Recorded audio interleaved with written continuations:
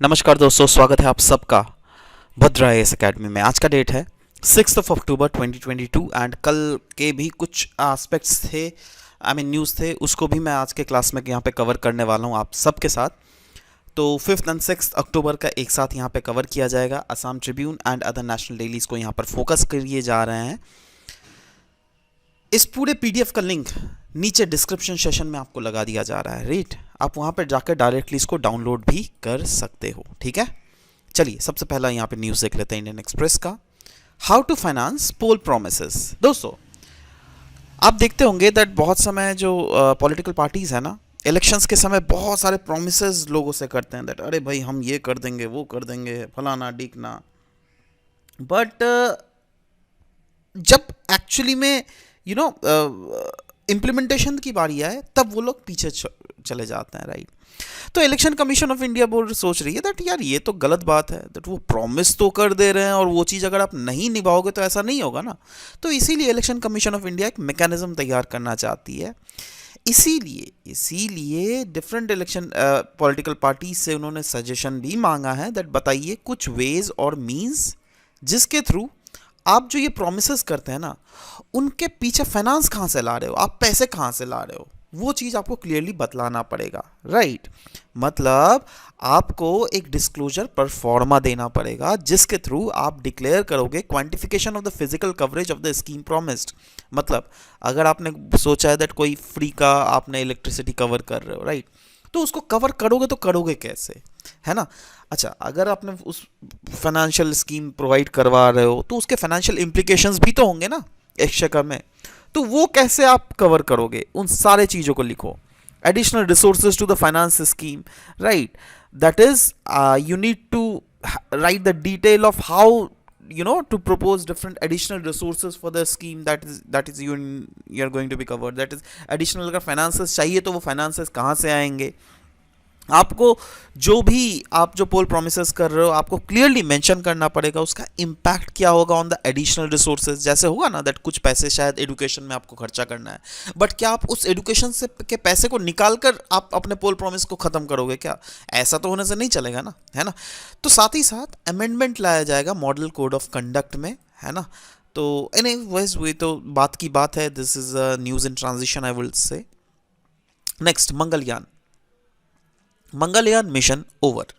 इसरो ने इसको कंफर्म कर दिया गया है दैट कम्युनिकेशन जो है ना मंगलयान मिशन से वो बिल्कुल ही नहीं स्थापित किया जा रहा है। And yes, Mangalyaan mission is over for now.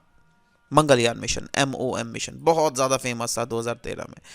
बहुत न्यूज़ था दैट अरे भाई we have sent an spacecraft to the Mars, वो भी इतना चीपर कॉस्ट में, जो क्या एक ऑटो भी एक रीजन से दूसरे रीजन जाता है उससे महंगा पड़ जाता है, ठीक है।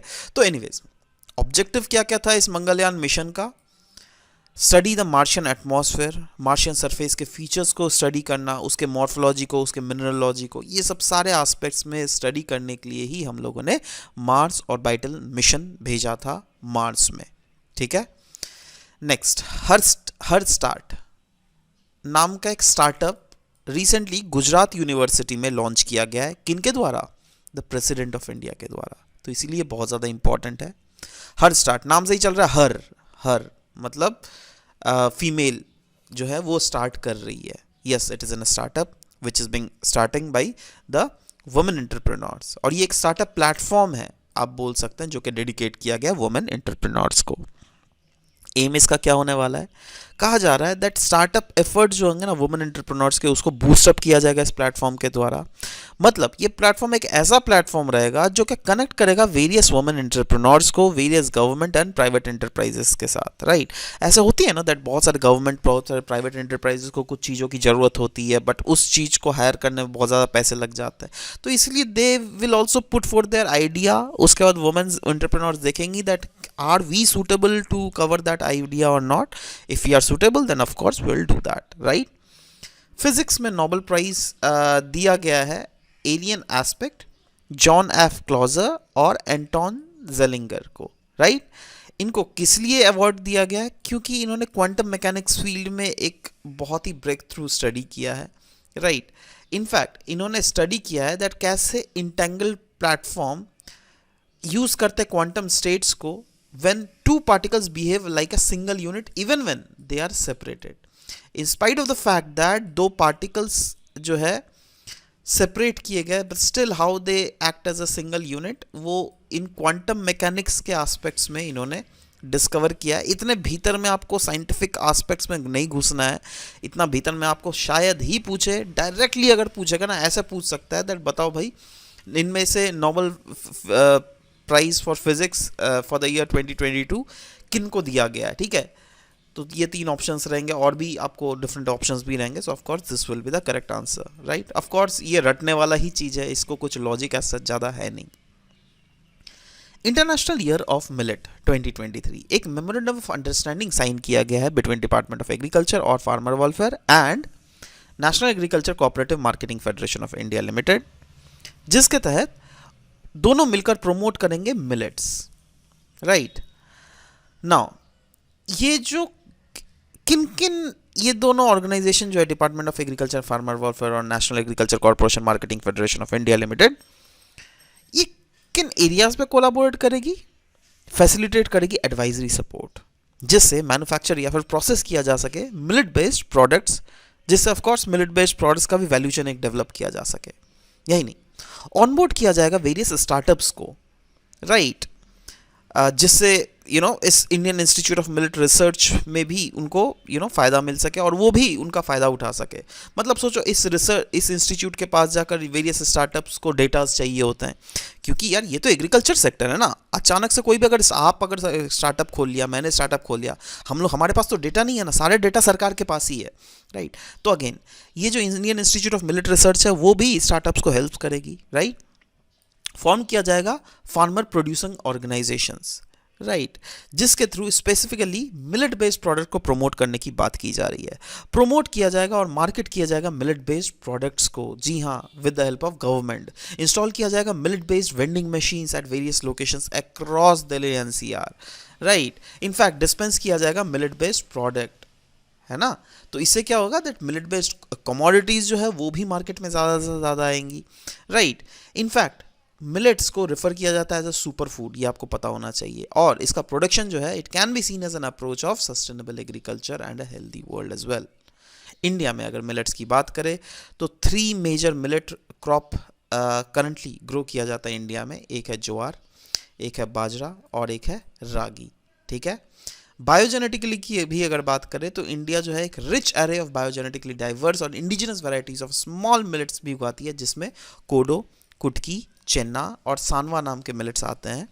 न्यूट्रिशनल सिक्योरिटी की अगर बात करें तो अनडाउटेडली ये रिस्पेक्टिवली इनमें कम खर्चा किया जाता है, दैट इज ज़्यादा महंगे भी नहीं होते और न्यूट्रिशनली भी काफ़ी ज़्यादा सुपीरियर होता है as compare to wheat and rice as well, क्योंकि यहाँ पे प्रोटीन की संख्या देख लो ज़्यादा रहता है, फाइबर की संख्या देख लो, विटामिन, मिनरल, आयरन कंटेंट क्या नहीं रहता है.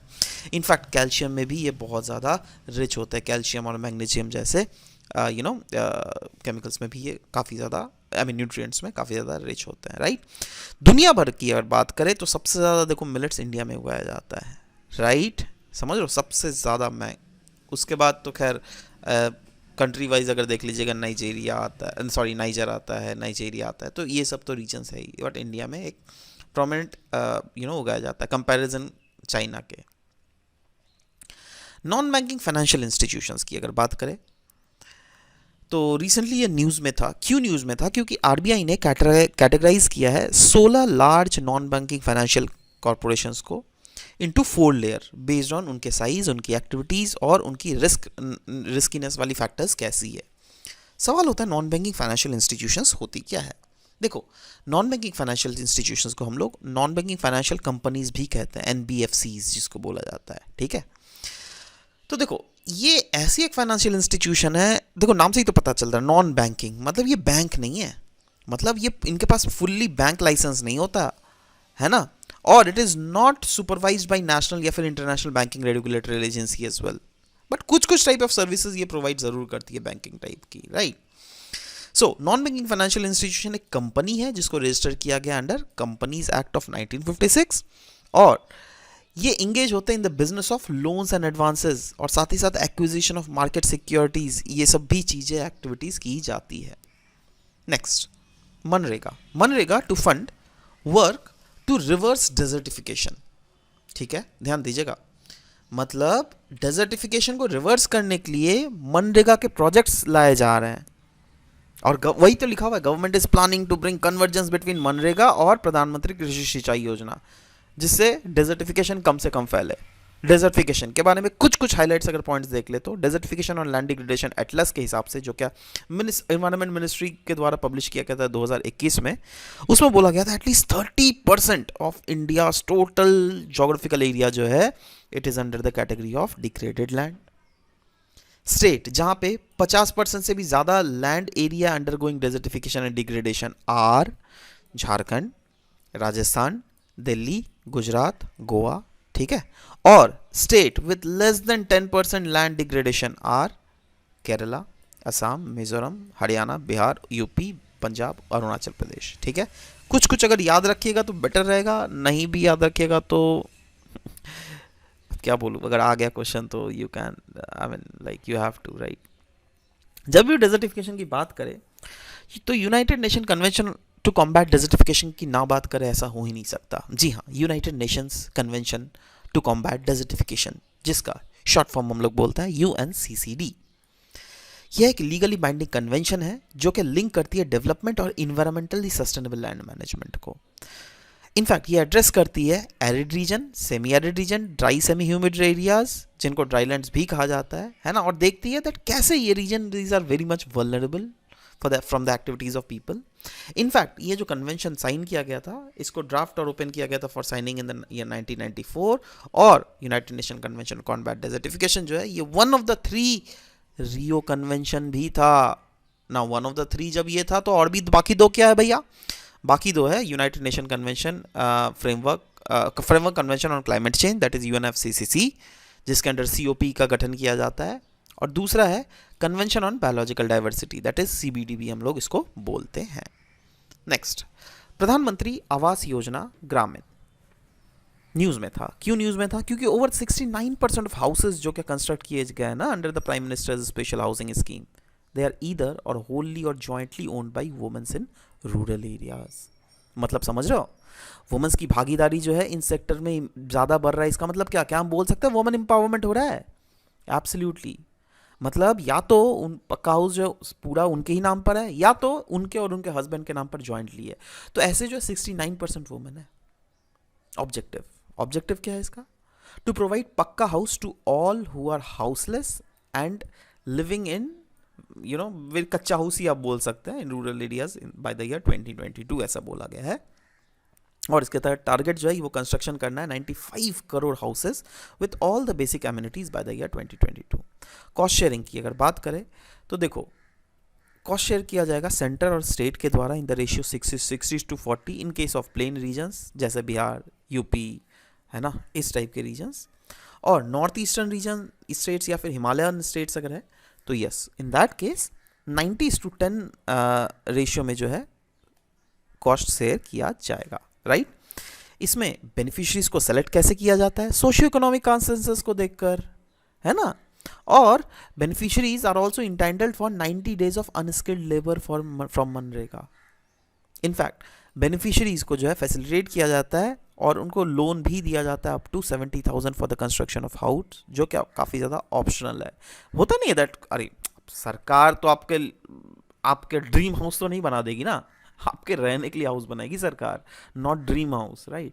तो हाँ, कभी कभी लोन भी ज़रूरत पड़ता है, जिससे क्या थोड़ा मोड़ा चेंजेस करने की ज़रूरत हो तो उसके लिए सरकार लोन भी प्रोवाइड करवा देती है। नेक्स्ट, शास्त्र रामानुजा प्राइज 2022 को रिसेंटली अवार्ड किया गया था university of California Berkeley USA के एक प्रोफेसर, असिस्टेंट प्रोफेसर, जिनका नाम है युन किंग तांग, ठीक है। नाउ शास्त्र रामानुजम प्राइज, इसके बारे में डिस्कस करते हैं। ये अवार्ड इंस्टीट्यूट किया जाता है बाई शास्त्र एकेडमी इन द ईयर 2005 और इसमें कैश प्राइज दिया जाता है $10,000। ये प्रेजेंट एनुअली किया जाता है टू वैसे इंडिविजुअल्स जो क्या 32 साल या फिर 32 साल से कम के उम्र के हैं, जिनका कंट्रीब्यूशन एक बहुत ही गहरा रहा है इन द फील्ड ऑफ मैथमेटिक्स। और ये जो भी जिनको भी दिया जाता है ना, he or she must be highly influenced by Srinivasa Ramanujam as well. Srinivasa Ramanujan के बारे में अगर बात करें, इनका जन्म हुआ था 22 दिसंबर 1887 चेन्नई के एक विलेज इरोड में, राइट। रामानुजम ने सब्सटैंशियल कंट्रीब्यूशन दिया था in analytical theory numbers and works on elliptical functions as well. In fact, he has also worked on the partition of whole number, hypergeometric series, Euler's constant. ये mathematical terms है, again you don't no need to remember that much. But yes, in India, December 22nd जो है उसको celebrate किया जाता है as a national mathematics day. क्यों? क्योंकि इनका जन्म तिथि को एक ट्रिब्यूट दिया गया है, राइट। नेक्स्ट, प्रचंड। इंडियन एयरफोर्स ने लॉन्च किया है पहला fleet of indigenously build light combat helicopters जिनका नाम है प्रचंड, और इसलिए बनाया गया ना क्योंकि माउंटेन वॉरफेयर में ये काफ़ी ज़्यादा काम आने वाला है ये। इनफैक्ट 1999 के कारगिल वॉरफेयर के समय रिसेंटली जो लद्दाख में कॉन्फ्लिक्ट हुआ ना, तब इंडिया को समझ में आ गया था नहीं भैया अटैक हेलीकॉप्टर बहुत ही ज़्यादा ज़रूरत है माउंटेन वॉरफेयर के लिए। इसीलिए ये multi role light attack helicopter जिनका नाम है हेलीकॉप्टर जिनका नाम है प्रचंड, इसको मैन्युफैक्चर किया गया है indigenously by Hindustan aeronauticals limited. याद रहना चाहिए, ठीक है। अब आ जाते हैं एमसीक्यू सीरीज में। पास्ट के एमसीक्यूज में जो पूछे गए थे आपको स्टॉकहोम कन्वेंशंस के बारे में, तो yes the correct option was persistent organic pollutant.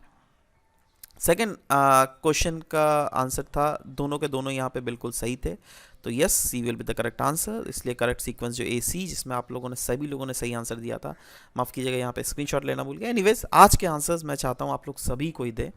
सबसे पहला क्वेश्चन है, the major producer of millet in the world is China, India, USA या फिर Indonesia. Next question, consider the following statement. पहला, Sastra Ramanuja prize is awarded for the outstanding contribution in the field of mathematics. दूसरा statement है, it is presented annually to individuals age at 32 and above 32 years of age. आपको नीचे का correct option निकालना है, 1 only, 2 only, both 1 and 2, neither 1 nor 2। नीचे comment section में बिल्कुल आंसर लिखिएगा, will be waiting for your answer to come up. This was all about the discussion for today's class. मिलते हैं नेक्स्ट क्लास में, bye bye, take care.